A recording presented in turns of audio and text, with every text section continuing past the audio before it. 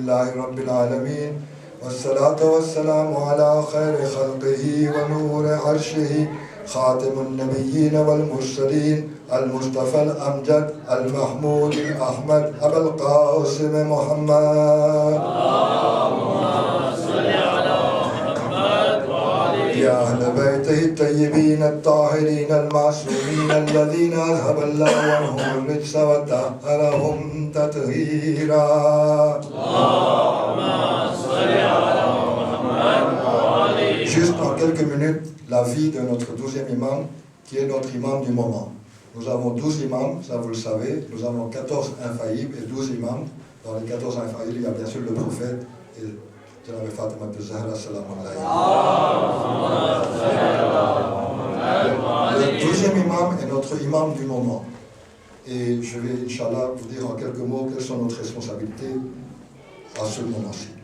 Il est né en l'an 255 de l'Hégire, qui correspond à peu près au 29 juillet, l'an 869 du calendrier grégorien que vous connaissez. Donc 255 après l'Hégire, ça c'est notre date, et 29 juillet 869, la date que vous apprenez dans l'histoire. Donc il est né en 255. En 260, notre 11e imam est empoisonné, et lui prend l'imamat. Et il va en occultation, le règle, ce qu'on appelle. De l'an 260 à 329, c'est la petite occultation, règle Sohra.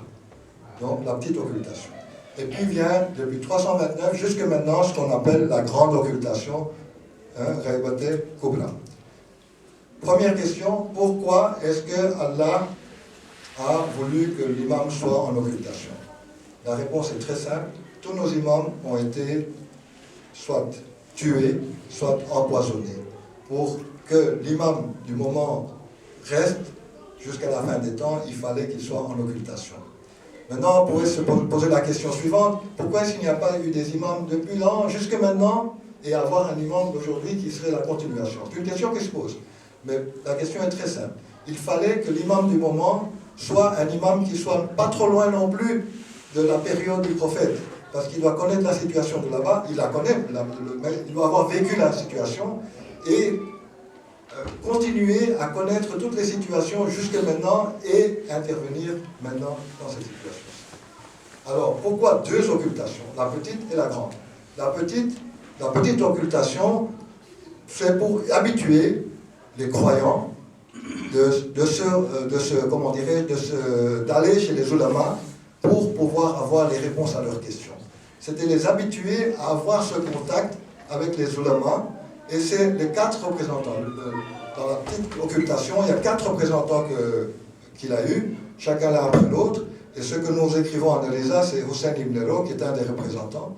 Donc, c'est eux qui prenaient les questions des gens, demandaient la réponse à l'imam et répondaient aux gens. C'était pour habituer aux gens d'avoir un contact permanent avec ceux qui connaissent la religion, donc les théologiens, ce qu'on appelle les ulamas.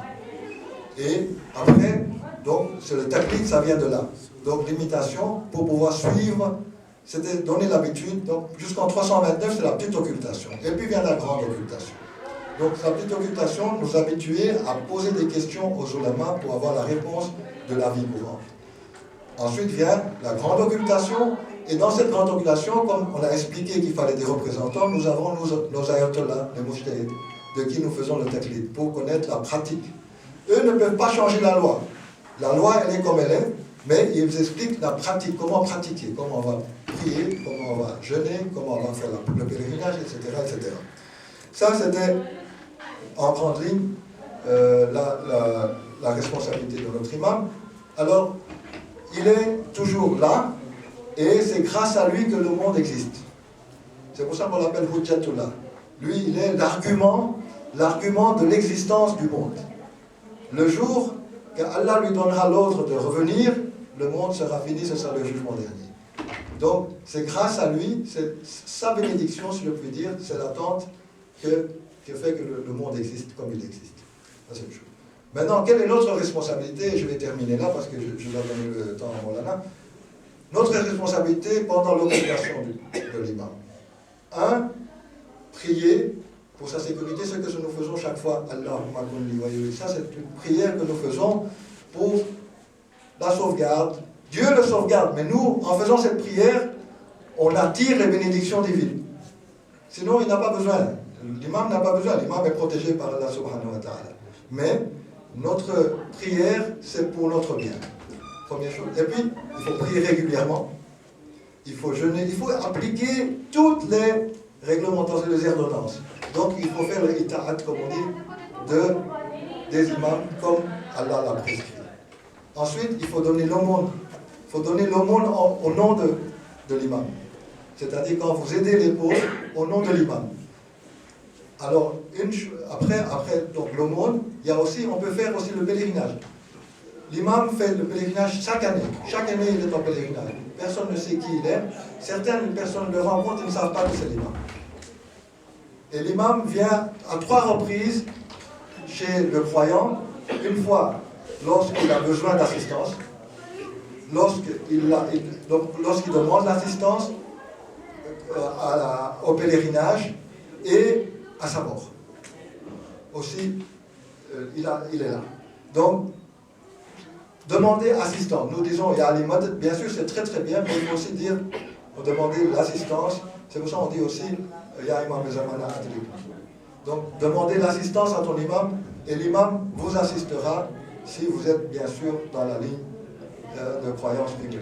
Donc ça c'est notre responsabilité, prier pour sa sécurité, prier pour que les gens nous donnent, donc Allah nous donne la possibilité, le tawfiq, de rester dans le droit chemin, et prier également, demander l'assistance.